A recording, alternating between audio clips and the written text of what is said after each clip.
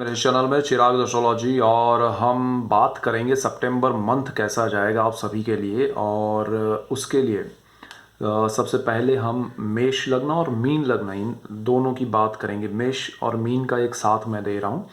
तो पहले मेष लग्न के लिए बात करेंगे। तो मेष लग्न के लिए ये जो मंथ है सितंबर का 2021 के सितंबर का, और उसमें क्या होगा कि आपके जो प्लैनेट्स हैं लग्न के हिसाब से, तो वो मेजर चेंजेस हो रहे हैं। जुपिटर का एक ट्रांजिट हो रहा है, वक्री है जुपिटर और ट्रांजिट भी कर रहे हैं सितंबर में। तो एक वो इफेक्ट है। राहु जो है वो केतु के साथ जो ट्रांजिट है उनका अप्रैल में होने वाला है। तब तक वो आपके चार्ट में वृषभ में, और बिल्कुल उसके सामने केतु, राहु वृषभ में है और केतु बिल्कुल उसके सामने है वृश्चिक में। और दूसरी तरफ आपका शनि जो है वो भी वक्री चल रहा है और वो अपने खुद के घर में है, मकर में है, और वो आपके बर्थ चार्ट में 10th हाउस में है, जहाँ 10 नंबर भी लिखा है और वो 10वां घर भी है मेष लग्न के लिए। तो वहाँ पर शनि के और ये सब मेजर प्लैनेट्स है। शुक्र जो है वो कन्या में है, फिर जाएंगे वो आगे तुला में। बुध भी जो है वो सूर्य के साथ है। अभी सूर्य ने अभी ट्रांजिट किया है अपने खुद के घर में, और वो आधा महीना सितंबर का अपनी राशि में सिंह में रहेंगे, और बुध भी उनके साथ रहेंगे। फिर बुध ट्रांजिट करके कन्या में चले जाएंगे, और साथ में मंगल जो है वो भी है। तो ये प्लानिटरी पोजीशन है। सबसे छोटी छोटी जो ट्रांजिट है वो भी है। तो उसके साथ अगर हम पूरा कैलकुलेशन करके बात करें तो सितंबर महीना आपके लिए बहुत इम्पोर्टेंट इसलिए है कि गुरु का वक्री ट्रांजिट भी हो रहा है, वक्री होते हुए ट्रांजिट हो रहा है आपके 11th हाउस और 10th हाउस में। तो उस हिसाब से आपके लिए ये समय बहुत अच्छे डिसीजन लेने का है, सोच समझ के, और एक बेनिफिट आपको मिलेगा। जुपिटर आपके लिए एक अपॉर्चुनिटी क्रिएट करेगा, सडन क्रिएट करेगा, और आपके लिए वो शॉर्ट टाइम होगा डिसाइड करने के लिए कि भाई ये अपॉर्चुनिटी का मैं करूँ क्या। क्योंकि हो सकता है ये जुपिटर है, दूसरे भी प्लैनेट्स अच्छे हैं। मेष लग्न है आपका, शनि कर्मस्थान में कर्मस्थान का मालिक होकर बैठा हुआ है, नीचभंग राजयोग करेगा गुरु का। गुरु लक्ष्मी स्थान में भी है अभी। सारी चीज़ें मिलाकर, और आपका पर्सनल चार्ट जो होगा उस पर भी बहुत सी चीज़ें डिपेंड करेगी। लेकिन जो इफ़ेक्ट्स हैं इनके, जो गोचर के प्लैनेट्स हैं उनकी अगर हम बात करें, तो उस हिसाब से आपको एक अपॉर्चुनिटी मिलेगी, और हो सकता है एक से ज़्यादा मिले। कंफ्यूज मत होइएगा, सिंपल सा एक रूल रखिएगा, जो पहला मिले वो ले लीजिएगा, ताकि कंफ्यूजन नहीं रहे। क्योंकि ये बहुत शॉर्ट टाइम का एक ऑफ़र होगा और वो चला भी जाएगा। अगर आपने एक्सेप्ट कर लिया, अचीव कर लिया, उसको ग्रास्प कर लिया, तो वो आपको मिल जाएगा। वरना वो जाएगा और आप सोचते रहेंगे कि अरे यार ले लिया होता ये ऑफ़र तो अच्छा था। सो यहाँ पर ये एक चीज़ आपके लिए मेन है, इसलिए मैंने सबसे पहले बताई। दूसरा, आपके लिए प्लेस चेंज हो सकती है आपकी रहने की, और आपके जो ऑफिस की जगह है वो, अब वो सितंबर में डिसाइड होगा, और अभी उसकी प्रोसेस अगस्त एंड में शुरू हो जाएगी। तो आपके लिए सोच समझ के ये भी डिसाइड करना है कि अपॉर्चुनिटी भी लेनी है, प्लेस चेंज भी होने वाला है, ऐसा कुछ हो सकता है। तो आप हर चीज़ को उस नज़रिए से देखें जो आपके लिए पहली प्रायोरिटी। अगर आपका जॉब है तो पहले उसका सब कुछ हो जाए, उसके बाद आप घर का डिसीजन लीजिएगा शिफ्टिंग का। क्योंकि आपने अगर कर लिया और आपकी अपॉर्चुनिटी आई और आप कहीं और जा रहे हैं, तो फिर आपको अटकना पड़ेगा। जॉब रेंट पे नहीं दे सकते, घर आपने परचेज़ किया है तो वो दे सकते हैं। सो वो थोड़ा सोच समझ के चलिएगा। दूसरा, आपके लिए एक इम्पॉर्टेंट चीज़ ये भी रहेगी कि आपके पास जो भी पैसे हैं, जो भी सोर्स हैं, और जो भी अब तक का सेविंग्स है, उसको किस तरह से मैनेज करें, वो एक सवाल है आपके लिए। तो वो भी थोड़ा आपको ध्यान देना पड़ेगा। अदरवाइज़ ये सितंबर में बहुत कुछ होने वाला है।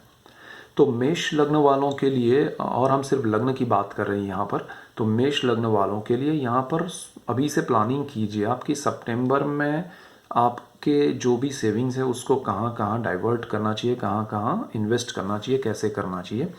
और क्योंकि आपका केतु है अष्टम भाव में, तो वो आपको कहीं ना कहीं डोनेशन के लिए भी भगाएगा, कहीं आपको पूजा पाठ मंत्र यंत्र में भी भगाएगा।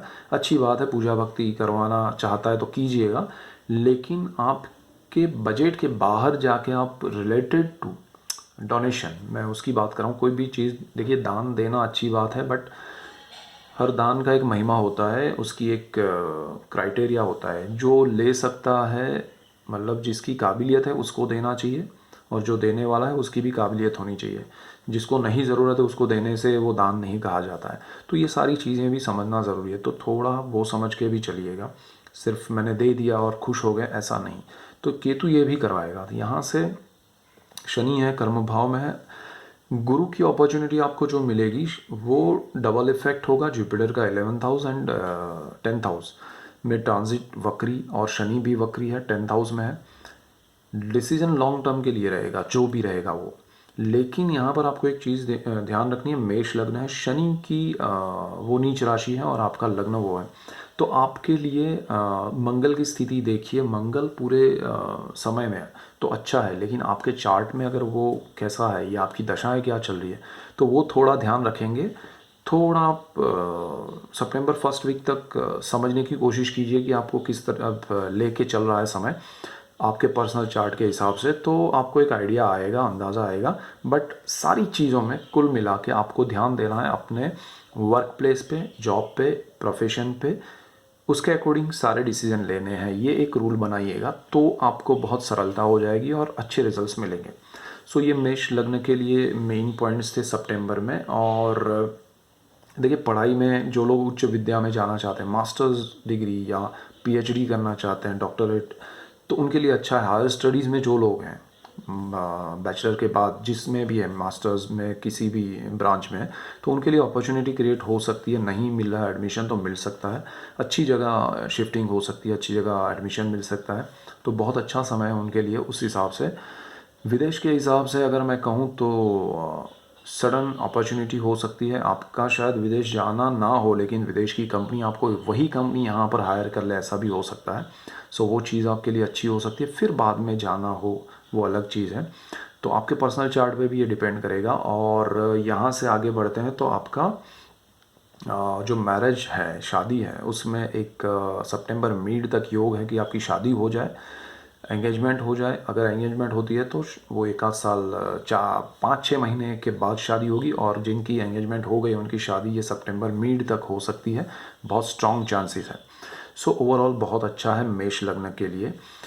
अब हम बात करते हैं मीन लग्न के लिए। मीन लग्न के लिए जो प्लैनेट्स हैं वो मीन लग्न, यानी पहले स्थान में 12 नंबर 12 नंबर लिखा है, तो आपका मीन लग्न है। और मीन लग्न में जो ग्रह की स्थिति है वो इस तरह है कि आपके 3rd हाउस में आपका गुरु है, और वहाँ पर वो वक्री स्थिति में है। आधा महीना वो रहेगा, फिर चला, सॉरी गुरु नहीं, राहु है 3rd हाउस में, और वृषभ में वहाँ पर। और गुरु आपका जो है वो आपके 12th हाउस में है, और वो वक्री रहेगा, फिर 11th हाउस में चला जाएगा आधे महीने बाद। राहु आपका वहीं पर 3rd हाउस में रहेगा जहाँ 2 नंबर लिखा है, और आपका केतु जो है वो भाग्य स्थान में जहाँ 8 नंबर लिखा है वहाँ है through out the month. And Saturn, Shani जो है वो वक्री स्थिति में है, और आपके कुंडली में 11th हाउस में है, जहाँ पर गुरु आने वाले हैं मिड ऑफ सितंबर में। मकर में जहाँ 10 नंबर लिखा है वहाँ शनि है। और बाकी सब जो प्लैनेट्स हैं, जिसमें अभी शुक्र जो है वो कन्या में नीच राशि में चल रहे हैं, फिर तुला में आएंगे सितंबर में, लास्ट वीक के आसपास आ रहे हैं वो 25 सितंबर के आसपास। और फिर बुध उनको बीच में मिल रहे हैं, तो उनके लिए अच्छा योग कर रहे हैं। फिर आपका सूर्य जो है वो अभी सिंह में आया है अगस्त मिड में, तो वो मिड ऑफ सितंबर तक वहाँ रहेंगे, फिर आधा महीना वो चले जाएंगे वहाँ से आगे कन्या राशि में।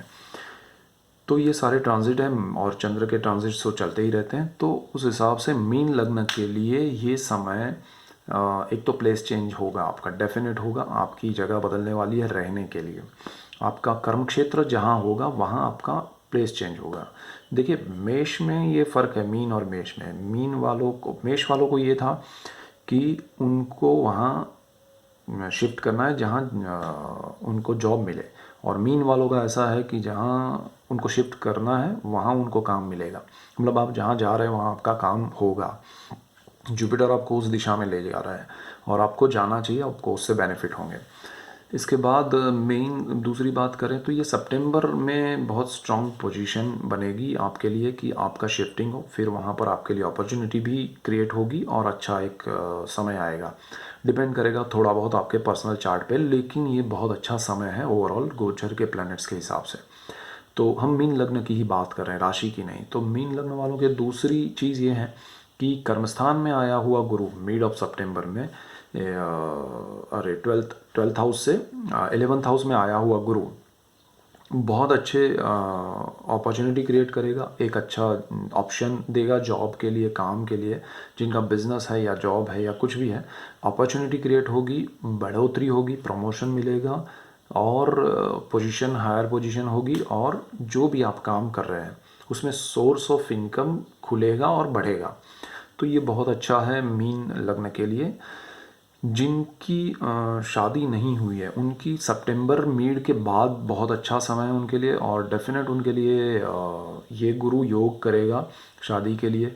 शनि भी उनके लिए बहुत अच्छा है, सोर्स इनकम का बढ़ाएगा, आपके लिए एक अलग अपॉर्चुनिटी क्रिएट करेगा। कुछ आप सर्टिफिकेशन करेंगे कोर्स या कुछ ऐसा अपने जॉब में इम्प्रूव करने के लिए, एक स्टेज अपर स्टेज पे जाने के लिए, तो वो भी पॉसिबल बनेगा। मीन लग्न के लिए एक और चीज़ है कि आपका अगर दशाएं और सारी चीज़ें सही रही तो आपका अपना खुद का घर बनेगा, और उसका बिगिनिंग जो है मतलब वो थॉट का वो सितंबर मिड से शुरू होगा, और वहाँ से फिर भले 1 साल 6 महीने से 1 साल लगे, लेकिन वो डिपेंड करेगा आपके पर्सनल चार्ट पे कि कितना स्ट्रॉन्ग वहाँ पर आपको वो इफ़ेक्ट मिल रहा है। तो गोचर के प्लैनेट्स आपके लिए ये इफ़ेक्ट दे रहे हैं कि आपका खुद का घर बने। मीन लग्न के लिए सितंबर महीने में 7th हाउस में और 6th हाउस में सूर्य की गति रहेगी आधा आधा महीना। तो 6th हाउस तो उसका अपना घर है, तो जॉब में एक प्रमोशन मिलेगा, एक पावर पोजीशन, सब कुछ इन आपको नहीं पता चलेगा। आपको अगर लगता है कि ऐसा तो कुछ होने वाला है नहीं, सडन कोई बेनिफिट होगा। और जो लोग गवर्नमेंट जॉब में हैं उनको डेफिनेट होगा, उनके लिए सडन जॉब मिल सकती है, जॉब में प्रमोशन मिल सकता है, और अगर हायर पोजीशन पे है तो भी उनको इंक्रीमेंट नहीं आना है फिर भी मिल सकता है, तो भी ऐसा कुछ हो सकता है। तो आपके लिए बहुत अच्छा है।